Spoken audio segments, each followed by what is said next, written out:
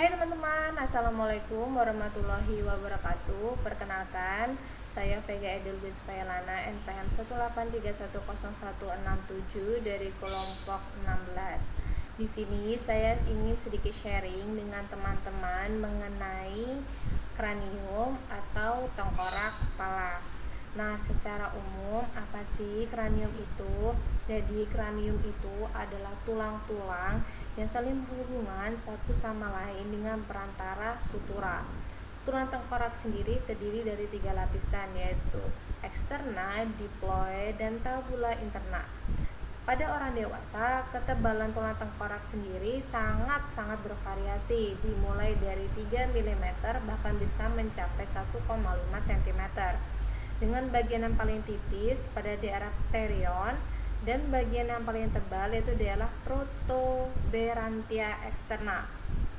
Nah, untuk penjelasan secara anatomisnya, teman-teman bisa melihat sobotannya pada halaman 5.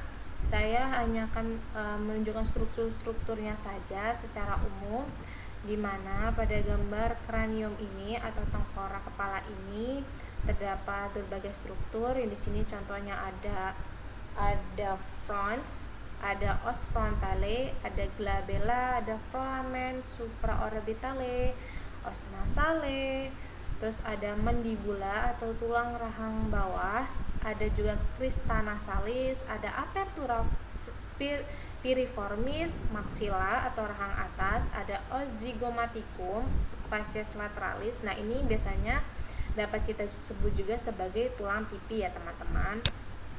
Nah, saya akan sedikit menjelaskan mengenai gambar anatomis ini. Ini adalah gambar tengkorak atau kranium dilihat dari frontal. Nah, dari bawah ke atas kita dapat lihat rahang ini, mandibula, dan 2 rahang atas atau maksilar. Nah, ini nih, rahang atas maksilar itu di antara os nasal. Nah, selanjutnya ada namanya os frontale. Nah, os frontale itu yang mana sih? Nih, ini nih os frontale ya teman-teman. Selanjutnya saya ingin sedikit menjelaskan. Jadi os frontalis itu terdiri dari 4 bagian. Yang pertama, di atas margus supraorbitalis tampak menonjol di lateral arcus supraciliaris. Sebagian dari os frontale ini masuk ke daerah media di bawah membentuk sebagian di batas media orbita. Ada juga namanya os zygomaticum. Yang mana sih? Ini loh. Os zygomaticum itu atau bisa juga orang umum itu sebutnya tulang pipi.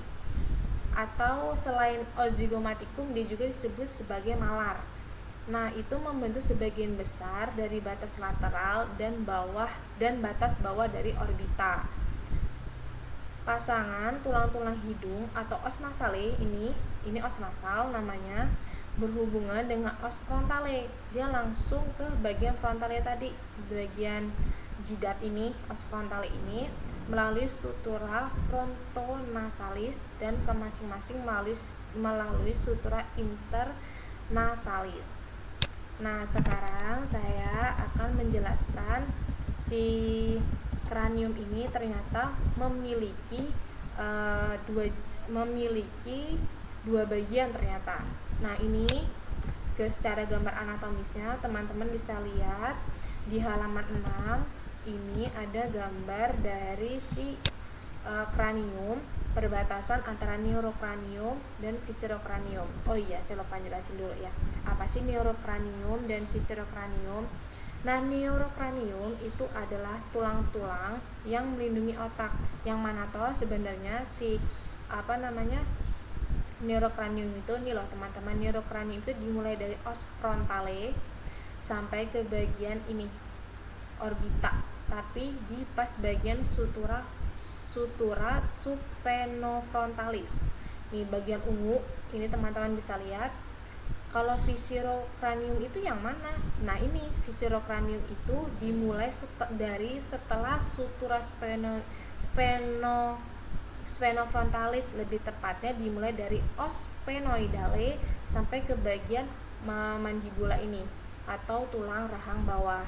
Nah, teman-teman, si kranium itu dia terdiri dari beberapa bagian atau dibentuk oleh, jadi si kranium itu dibentuk oleh os frontale, os parietale, ada os occipitale, ada os temporale, ada os sphenoidale dan os ethmoidalis. Nah, lebih tepatnya ini nih, ini os sphenoidale, ini os frontale, ini kuning-kuning ini dia ini adalah os parietale ya. Ini temporale. Nah, untuk bagian occipitale nggak kelihatan karena dia di bagian belakang. Nah, saya akan menjelaskan sedikit mengenai neurocranium terlebih dahulu.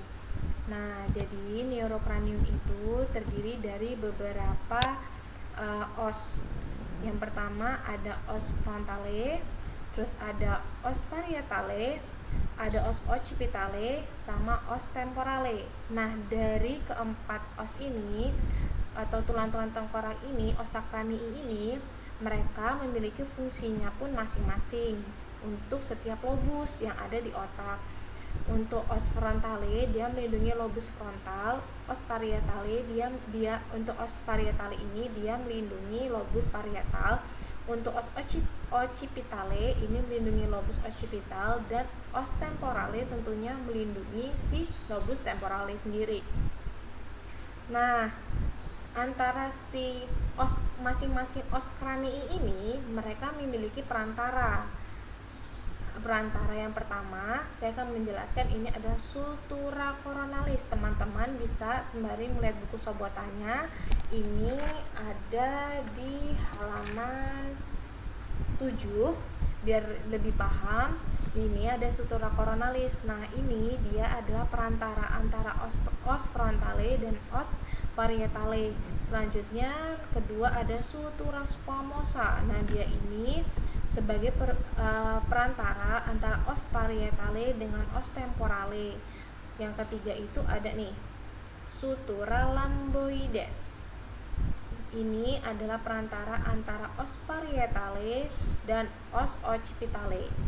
Yang terakhir itu ada namanya sutura sagittalis, teman-teman.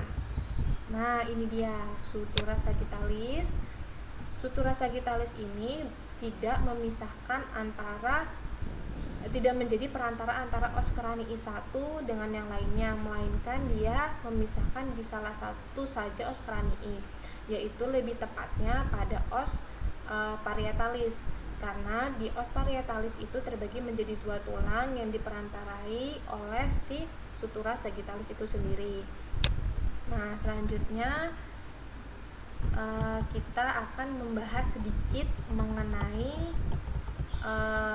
si viscerocranium atau tulang wajah. Nah, saya akan jelasin dulu si os viscerocranium ini dia dibentuk oleh beberapa os, yaitu os maxillare, os palatinum, os nasale, os lacrimale, os zygomaticum, ada os concha nasalis inferior, femur, dan os mandibula. Saya ingin menjelaskan secara umum saja mengenai struktur-struktur apa aja yang ada di viscerocranium ini. Yang pertama, jadi viscerocranium kan tadi dimulai dari os poindale sampai ke bagian mandibula ini atau rahang bawah. Nah, di bagian sini ada namanya os zygomaticum. Os zygomaticum itu bisa disebut juga sebagai malar, atau orang umum bisa nyebut itu sebagai tulang pipi. Selanjutnya ada maksila. Maksila ini adalah tulang rahang atas. Ini letaknya di antara si os nasal. Nah, selanjutnya ada namanya mandibula. Nah, mandibula itu adalah tulang rahang bagian bawah. Jadi tulang rahang atas dan tulang rahang bawah, si maksila dan mandibula ini berfungsi dalam proses kita saat makan. Dia akan melakukan gerakan mengunyah gitu. Jadi sebentar. Nah, jadi gerakan yang diberikan pada si maksila dan mandibula ini adalah retruksi, protusi, yang dimana itu terjadi gerakan mundur dan maju, serta gerakan rahang bagian bawah mandibula ini adalah abduksi dan aduksi, di mana pergerakan rahang bawah mandibula ini adalah naik dan turun. Jadi si aksila dan mandibula ini bekerja sama bersama dalam proses mengunyah makanan. Nah, selanjutnya di kranium ini terdapat namanya foramina atau foramen. Nah, saya akan menunjukkan itu di gambar di Sobota. Sebentar. Pada halaman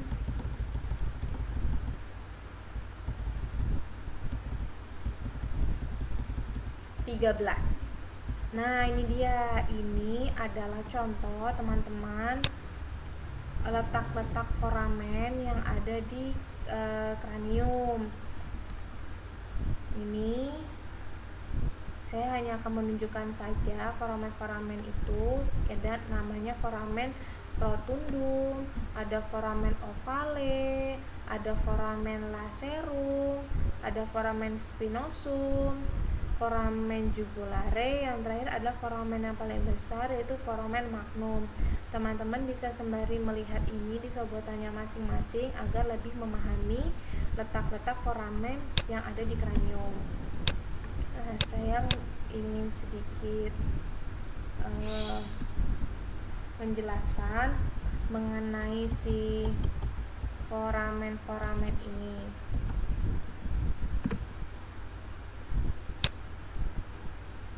Nah, ada 3 fossa cranii, yaitu fossa cranii posterior adalah yang terbesar, dibentuk oleh os temporalis, occipitalis, serta os sphenoidale dan ossa parietalis dengan tingkat yang lebih kecil.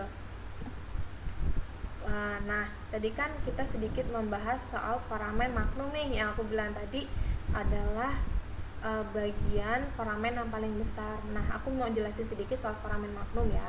Jadi foramen magnum itu adalah tulang terbesar yang ada di fossa cranii posterior.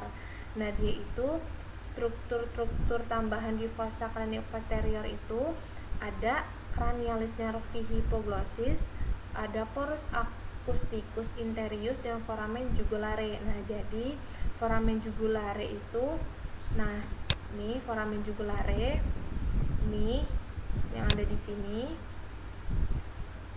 Nah, ini dia itu satu kesatuan untuk dari foramen magnum. Oke.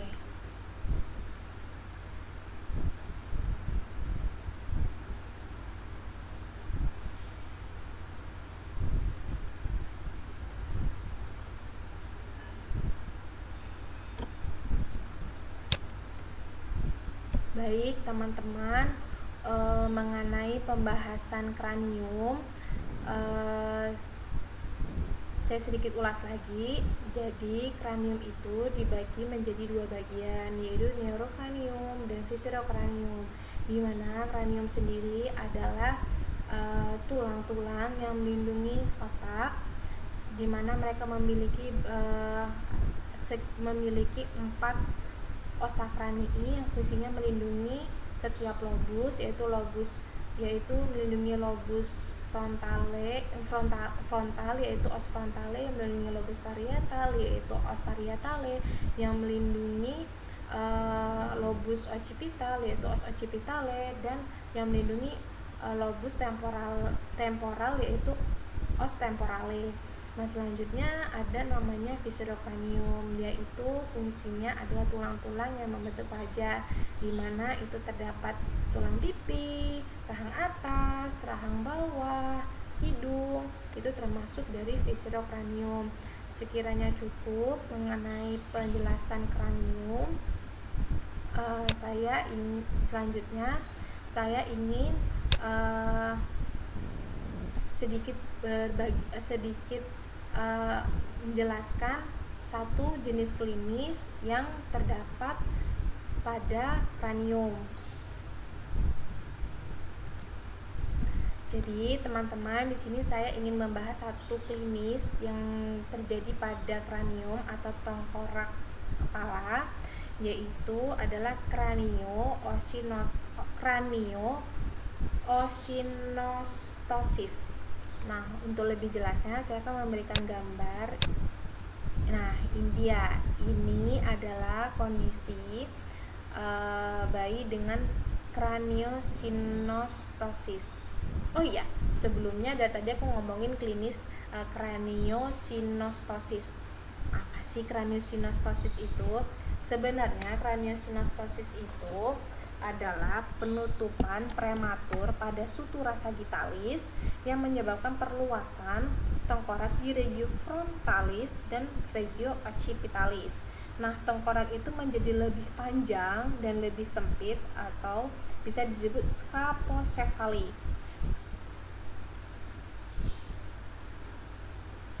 Nah, ada akibat yang disebabkan oleh penutupan prematur dari sutura sagittalis ini, yaitu tadi menyebabkan penonjolan ke bagian os frontalis dan os parietalis. Nah, untuk lebih secara umumnya dijelaskan, untuk bahasa kata-kata umumnya seperti ini.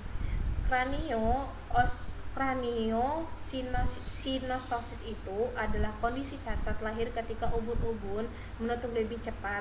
Akibatnya, kepala bayi akan berkembang dan tidak normal dan menyebabkan bentuk kepala bayi tampak tidak sempurna.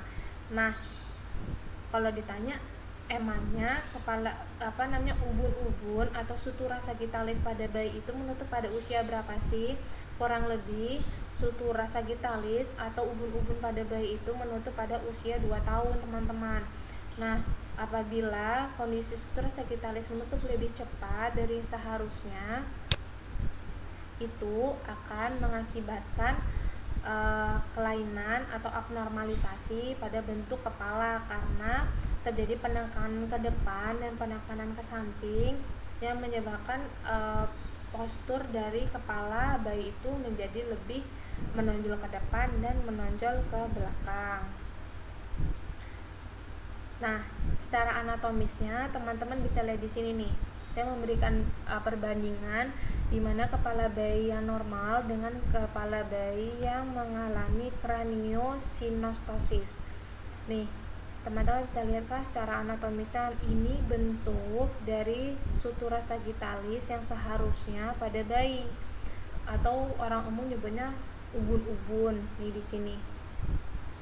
Nah, kondisi abnormalisasi teman-teman bisa dilihat kan di sini, kalau sutura sagittalis itu menutup lebih cepat dari seharusnya dan menyebabkan penekanan ke depan dan ke belakang.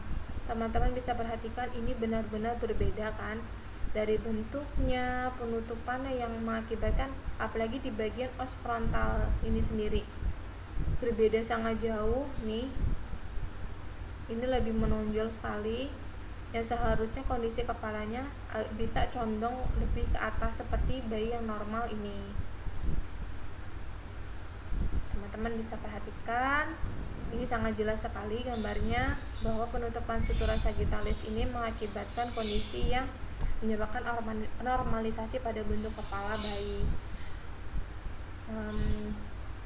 Teman-teman, saya kira itu saja yang bisa saya sampaikan mengenai penjelasan secara singkat kranium, terus bagian-bagiannya dari neurokranium, fisiokranium, dan saya menjelaskan satu jenis klinis yang terdapat pada kranium ini, yaitu yang menjelaskan satu jenis klinis pada kranium ini, yaitu craniosynostosis.